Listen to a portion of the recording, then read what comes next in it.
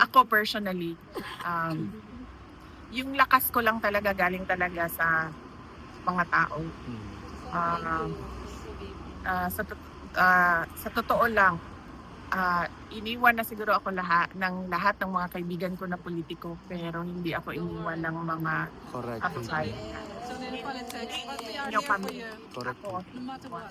VP, Kung ordinary individuals lang naman yan, like ordinary Filipinos, pabayaan na natin yan, no? Kasi yan naman yung opinion nila, yan naman yung damdamin nila. Hindi mo naman mapabago ang nararamdaman ng isang tao.